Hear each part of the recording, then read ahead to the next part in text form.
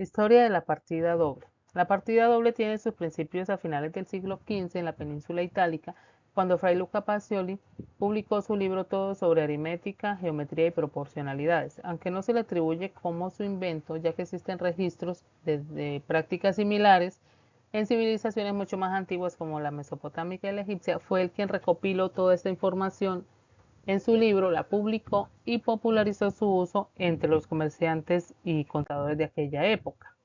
La partida doble tiene su principio fundamental en el hecho de que toda transacción debe registrarse en dos cuentas, el débito y el crédito. Tenemos que la contabilidad por partida doble se basa en principios básicos. Tenemos el principio de dualidad que nos dice que toda transacción afecta a menos dos cuentas, el débito y el crédito. El hecho de que se registren de esta manera nos permite que los saldos siempre estén equilibrados.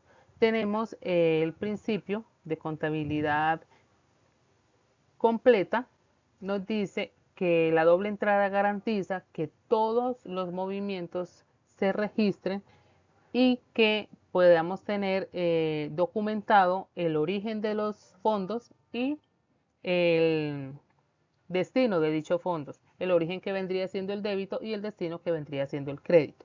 La precisión y verificación nos dice que verificar de manera precisa todos estos registros nos permite eh, que cualquier error pueda ser detectado rápidamente, ya que si no se encuentran equilibradas las cuentas, los saldos no son iguales, el saldo débito y el saldo crédito, pues podremos detectar el error de una manera mucho más fácil.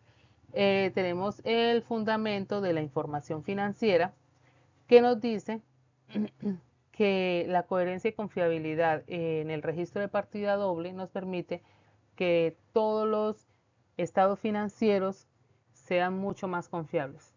Y tenemos el principio de universidad, nos dice que aunque Fray Luca Pacioli no fue quien lo inventó, fue quien lo introdujo en el siglo XV y se popularizó y bueno, se extendió por todo el mundo y esto pues sentó las bases de la contabilidad moderna. En resumen, la partida doble es la base de la contabilidad moderna. Ecuación patrimonial es una igualdad contable que muestra los activos de la empresa o entidad corporativa, siendo la suma de sus pasivos y su patrimonio, como se ve en la imagen.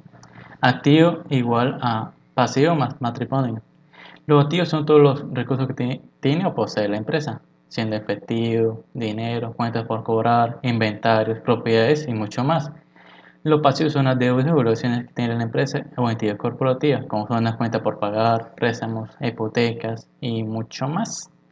El patrimonio es la parte real de los activos de la empresa, una vez deducidos todos sus pasivos, es decir, la inversión de los propietarios o dueños de la empresa. Esa ecuación siempre tiene que ser equilibrada, ya que todo lo que tiene o posee la empresa, o sea, los activos, está financiado por lo que debe, o sea, los pasivos, y lo que aportan los propietarios de la empresa, el patrimonio. Los ingresos se refiere al dinero que una empresa gana por la venta de sus bienes o servicios, o una persona física obtiene a cambio de sus trabajos, servicios o inversiones. Un ejemplo sería, si tienes un carrito de café y vendes 10 cafés a $5 cada uno, tus ingresos serán de $50. Para las multas de contabilidad, los ingresos indican la cantidad de impuestos que se debe pagar al gobierno y para calcular esto se debe comparar los ingresos disponibles con las deducciones. Un ejemplo sería, los ingresos disponibles abarcan el ingreso bruto, es decir, las ganancias que la empresa tiene de las actividades comerciales diarias, ventas y servicios, y otras fuentes como las ganancias de capital. Las deducciones corresponden a lo que la empresa puede declarar como gastos, por ejemplo, el alquiler, los suministros, etc. Los ingresos de una empresa pueden ser positivos o negativos en un año financiero, dado según los gastos y pérdidas. Según las NIF, normas internacionales de información financiera, decimos que activos representan recursos controlados por la empresa, producto de sucesos que poseen, de los cuales espera obtener beneficios económicos a futuro. Son todos aquellos bienes y derechos que posee una empresa, persona o una organización. Entre estos activos tenemos activos tangibles y activos intangibles.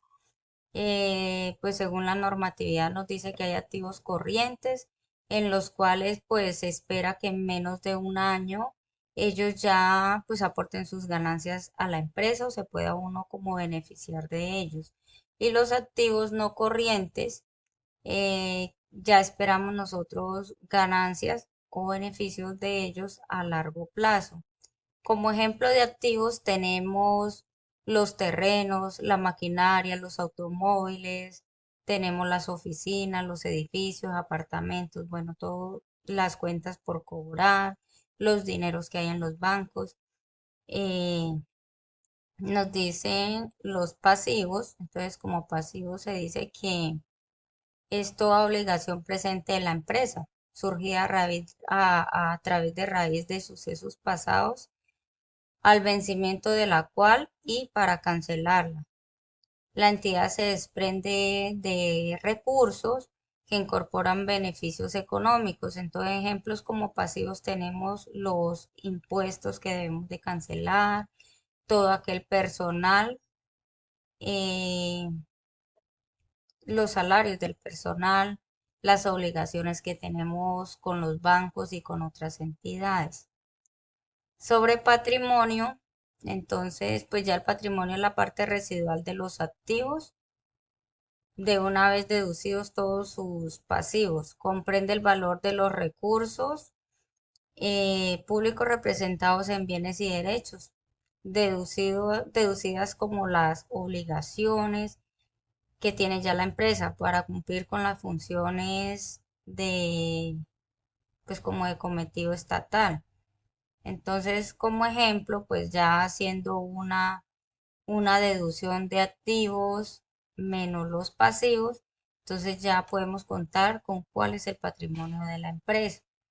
Como ejemplo de él, pues tenemos los terrenos, las cuentas en los bancos, eh, pues ya deducida la partida doble, pues ya nosotros sabemos en sí cuál es el patrimonio, pues, de nosotros como empresa. Por otro lado, los gastos, entonces como gastos, pues ya sabemos que es la salida o el egreso de dinero que una empresa o persona paga por la compra de un producto, por la compra de un bien o un servicio. Entre estos gastos, según la normatividad, nos dice que tenemos gastos operacionales que son de la empresa y los gastos no operacionales. Entonces, los operacionales son todos aquellos gastos con los que nosotros vamos a seguir trabajando para mantener la empresa, vamos a seguir invirtiendo para de ellos mismos pues sacar las ganancias. Los no operacionales son gastos también que tiene la empresa, pero ya pues como pago de empleados, transportes y eso.